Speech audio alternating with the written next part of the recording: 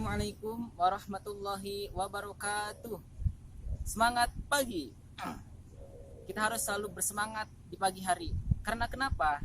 Karena kesuksesan di siang hari ataupun di sore hari tergantung semangat kita di pagi hari ini. Perkenalkan, nama saya Diansyah. Saya mahasiswa pendidikan bahasa Arab, Fakultas Tarbiyah dan Keguruan, Universitas Islam Negeri Sunan Gunung Jati, Bandung. Yang terhormat Ibu Heti Haryanti selaku dosen pengampu bahasa Indonesia dan teman-teman yang selalu berbahagia dimanapun Anda berada. Sebagai seorang muslim, saya mengajak kepada yang lainnya untuk selalu bersyukur atas nikmat yang telah dianugerahkan Allah Subhanahu wa taala kepada kita, termasuk nikmat kesempatan dan kesehatan pada kita saat ini. Tak lupa, saya pun mengajak untuk kepada hadirin sekalian untuk bersolawat kepada Nabi besar Muhammad Sallallahu Alaihi Wasallam, karena berkat beliaulah kita senantiasa bisa mengajarkan aktivitas sebagaimana mestinya yang telah diajarkan oleh beliau. Beliau telah mengajarkan kita segala sesuatu, dimulai dari bangun tidur sampai kepada tidur lagi. Hadirin sekalian, pada kesempatan ini izinkan saya menyampaikan sepatah dua patah kata.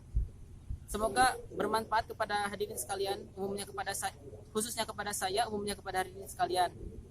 Pidato yang akan saya sampaikan kepada hadirin sekalian yaitu pentingnya pendidikan karakter ataupun moral pada kehidupan sehari-hari sebagai masyarakat yang penuh etika dan sopan santun.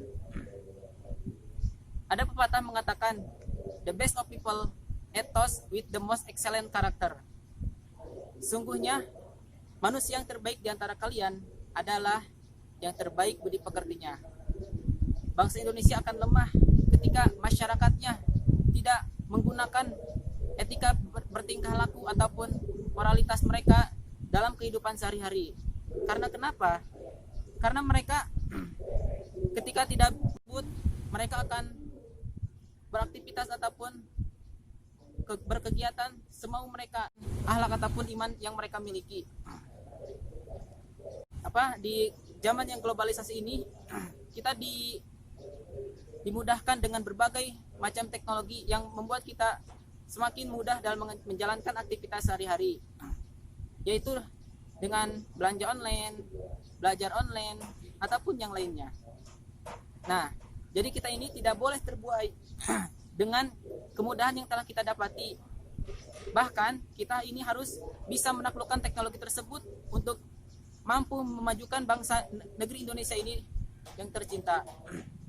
Contohnya kita menggunakan media sosial ataupun yang lainnya dengan bijak.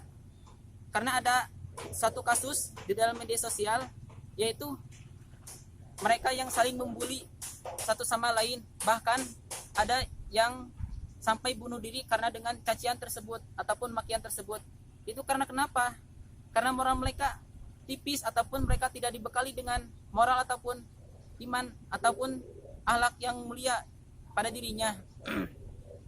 Karena ini sangat penting, tanggung jawab yang besar bagi para orang tua ataupun calon pendidik yang akan datang untuk selalu memantau ataupun mengiringi ataupun membimbing anaknya ataupun peserta didiknya untuk menjalankan sesuatu yang bermanfaat di kehidupannya ataupun sesuatu yang bernilai akhlakul karimah ketika mereka menjalankan aktivitas tersebut. Karena dengan dibekali tersebut mereka akan mampu mengisolasi ataupun mengisolir suatu perbuatan yang buruk ketika mereka datang kepada diri mereka sendiri. Yang kedua, kita ini harus dibekali dengan pengetahuan yang mumpuni, yaitu dengan belajar di sekolah ataupun di pondok pesantren. Karena dengan kita belajar di pondok pesantren ataupun di sekolah, kita dapat belajar tentang bagaimana kehidupan bermasyarakat yang sungguhnya. Ketika teman kita ada yang sakit, kita bisa membantu mereka ataupun mengobati mereka ataupun membantu mereka, merawat mereka. Ketika di pesantren kita diajarkan untuk selalu berkhidmah kepada seorang guru ataupun murabbi firruhi, karena berkat beliaulah kita dapat mengetahui Rob kita ataupun Tuhan kita. Nah, di sini ada beberapa tips agar orang tua ataupun calon pendidik bisa membimbing anaknya sesuai dengan yang diajarkan oleh Rasulullah SAW. Yang pertama, kita dapat memberikan informasi-informasi ataupun kisah-kisah yang lalu yang membuat para sahabat takjub dengan orang tersebut. Contohnya kisah Uwais Al-Qarni. Kenapa saya mengambil kisah Uwais Al-Qarni? Karena kisah Uwais Al-Qarni ini, beliau adalah orang yang tidak terkenal di bumi tetapi terkenal di langit. Mengapa demikian?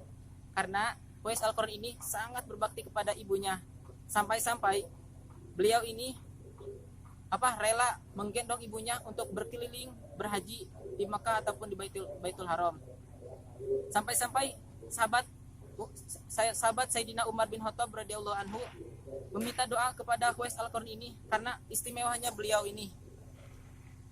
Nah, dengan memberikan kisah ataupun akhlak yang baik kepada anak-anak kita, itu dapat membuat mereka berpikir, oh jadi begini ya caranya kita ini berbakti kepada orang tua.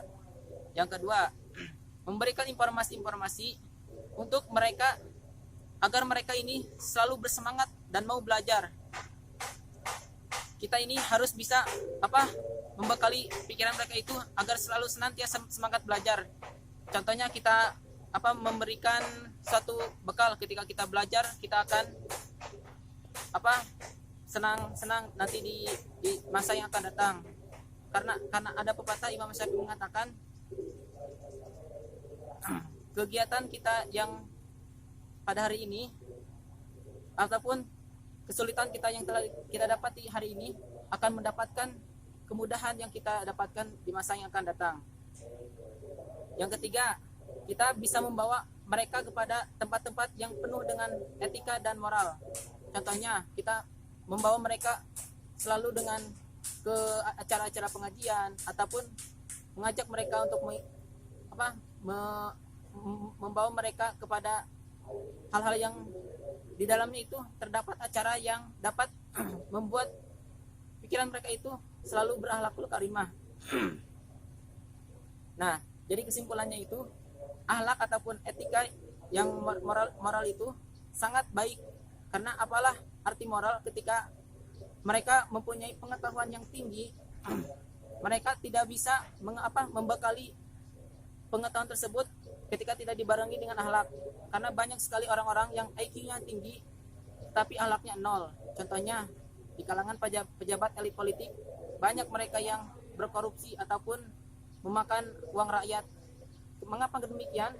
Karena mereka tidak mampu menggunakan akhlaknya itu dalam bidangnya, sehingga mereka semaunya melakukan korupsi atau memakan uang rakyat. Jadi sangat penting ketika kita memberikan pendidikan sejak dini ini. Contohnya ada seorang anak yang bertanya kepada ayahnya, ya, kenapa pohon ini bengkok sementara yang ini lurus? Nah, ayah ini memberikan jawaban, nah, ketika pohon ini lurus besarnya karena dari kecilnya itu mereka selalu dirawat ataupun dibimbing oleh orang tuanya untuk selalu menjalankan pertumbuhannya itu apa yang diharapkan oleh ayah. Begitupun kita ini harus menjalankan suatu aktivitas sehari-hari ini sesuai dengan apa yang telah diajarkan Rasulullah kepada kita ataupun kepada orang tua kita. Nah, dengan demikian dapat kita simpulkan bahwa pentingnya akhlak ataupun pendidikan moral sejak dini ini untuk menjadikan suatu masyarakat ataupun elemen-elemen yang bertingkah laku sosial dengan sopan santun. Mungkin itu yang dapat saya sampaikan. Kurang lebihnya mohon dimaafkan dan dihalalkan. Semoga kita selalu dapat mendapatkan anugerah dari Allah yang Maha Pengasih lagi Maha Penyayang. Kurang lebihnya mohon maaf. Wassalamualaikum warahmatullahi wabarakatuh.